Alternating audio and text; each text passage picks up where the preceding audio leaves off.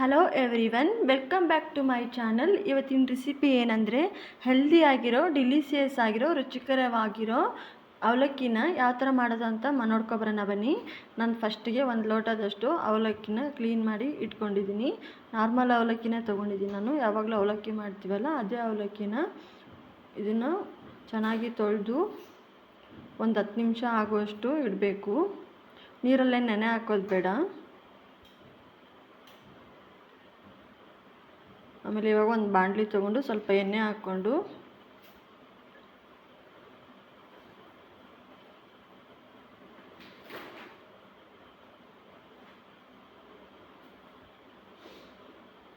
ಎಣ್ಣೆಗೆ ಒಂದು ಸ್ವಲ್ಪ ಕಡಲೆಬೀಜ ಹಾಕ್ಕೊಬೇಕು.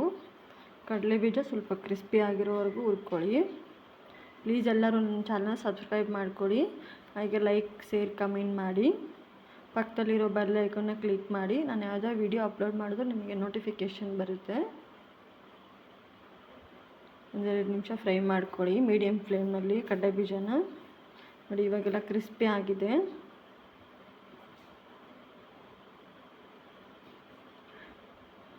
ಇವಾಗ ಇದಕ್ಕೆ 1-2 ಹೆಚ್ಚಿಟ್ಕೊಂಡಿರೋ ಹಸಿಮೆಣಸಿನ್ಕಾಯಿ ಹಾಕ್ಕೊತಾ ಇದ್ದೀನಿ ನಾನು.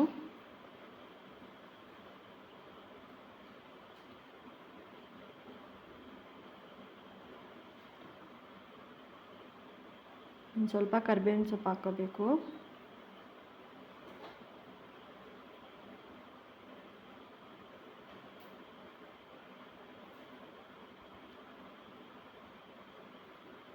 ಅದಕ್ಕೆ ಸ್ವಲ್ಪ 1 ಟೇಬಲ್ ಸ್ಪೂನ್ ಆಗೋಷ್ಟು ಸಾಸಿವೆ, 1 ಟೇಬಲ್ ಸ್ಪೂನ್ ಆಗೋಷ್ಟು ಜೀರಿಗೆ ಹಾಕ್ಕೊತಾ ಇದ್ದೀನಿ.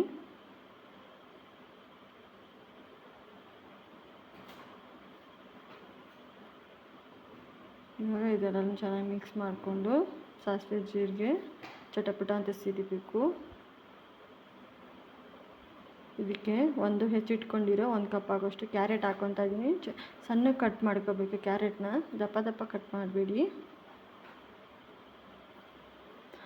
ಇವಾಗ ಒಂದು ಸ್ವಲ್ಪ ಹೆಚ್ಚಿಟ್ಕೊಂಡಿರೋ ಕ್ಯಾಪ್ಸಿಕಮ್ ಹಾಕ್ಕೊತಾ ಇದ್ದೀನಿ. ಅವಲಕ್ಕಿಗೆ ತರಕಾರಿಗಳನ್ನ ಹಾಕಿ ಮಾಡೋದ್ರಿಂದ ಹೆಲ್ದಿ ಕೂಡ ಆಗಿರುತ್ತೆ. ಆಮೇಲೆ ಮಕ್ಕಳಿಗೆ ಲಂಚ್ ಬಾಕ್ಸಿಗೆಲ್ಲ ಕೊಡ್ಬೋದು. ಮತ್ತು ಇದು ಗ್ಯಾಸ್ಟ್ರಿಕ್ ಕೂಡ ಆಗಲ್ಲ.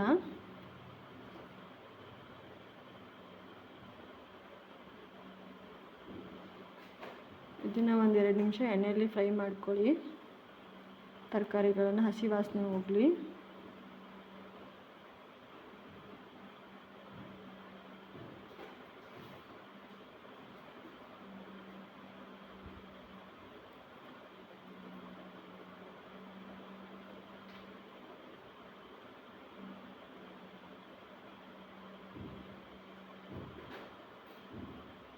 ನೋಡಿ ಈಗ ತರಕಾರಿ ಎಲ್ಲ ಫ್ರೈ ಮಾಡ್ಕೊಂಡಿದ್ದಾಗಿದೆ. ಆಮೇಲೆ ಹೆಚ್ಚಿಟ್ಕೊಂಡಿರೋ ಒಂದು ಮೀಡಿಯಮ್ ಸೈಜು ಈರುಳ್ಳಿ ಹಾಕ್ಕೊತಾ ಇದ್ದೀನಿ ನಾನು. ಇದನ್ನು ಅಷ್ಟೇ ಸಣ್ಣಗೆ ಕಟ್ ಮಾಡ್ಕೋಬೇಕು.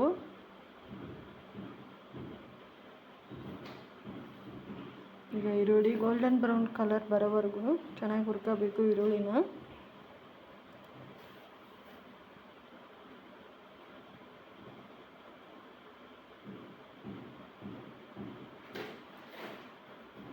ಸ್ಟವ್ನ ಯಾವಾಗಲೂ ಮೀಡಿಯಮ್ ಫ್ಲೇಮಲ್ಲೇ ಇಟ್ಕೊಂಡು ಅಡುಗೆ ಮಾಡಿ.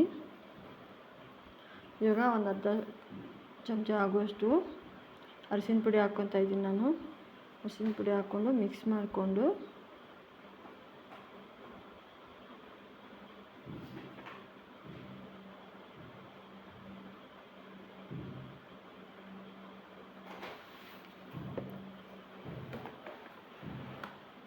ಈಗ ಇದಕ್ಕೆ ಸ್ವಲ್ಪ ರುಚಿಗೆ ತಕ್ಕಷ್ಟು ಉಪ್ಪು ಹಾಕ್ಕೊತೀನಿ.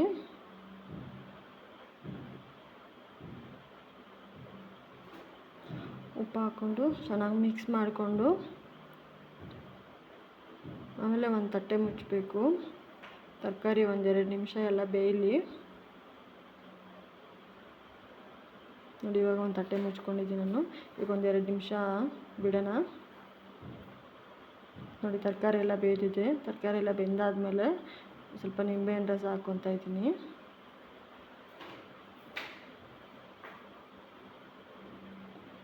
ನಿಂಬೆಹಣ್ಣು ರಸ ಹಾಕ್ಕೊಂಡು ಚೆನ್ನಾಗಿ ಮಿಕ್ಸ್ ಮಾಡ್ಕೊಳ್ಳಿ.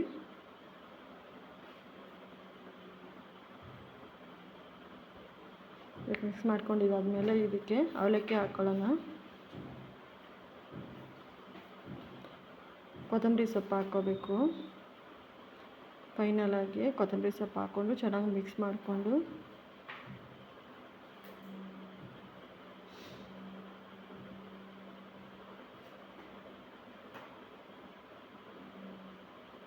ಇದೆಲ್ಲ ಮಿಕ್ಸ್ ಆಗಿದೆ. ಈಗ ಚೆನ್ನಾಗಿ ಮಿಕ್ಸ್ ಆದಮೇಲೆ ಅವಲಕ್ಕಿ ಹಾಕ್ಕೋಬೇಕು. ನೋಡಿ, ಅವಲಕ್ಕಿ ನೀರಲ್ಲಿ ನೆನೆಸಿಡಬಾರ್ದು, ಜಸ್ಟ್ ಹಾಗೆ ತೊಳ್ಕೊಂಡು ಇಟ್ಟರೆ ಸಾಕು. ನಾವು ಒಂದು 10 ನಿಮಿಷ. ನೋಡಿ, ಉದುರಾಗಿದೆ ಅವಲಕ್ಕಿ ಎಲ್ಲ. ನೀರಲ್ಲಿ ನೆನೆ ಹಾಕಿದ್ರೆ ಇದು ಗಂಜಿ ಥರ ಆಗಿಬಿಡುತ್ತೆ. ಈಗ ಎಲ್ಲನೂ ಚೆನ್ನಾಗಿ ಮಿಕ್ಸ್ ಮಾಡ್ಕೋಬೇಕು. ನೋಡಿ, ಉದುರಾಗಿ ಬಂದಿದೆ ಅವಲಕ್ಕಿ.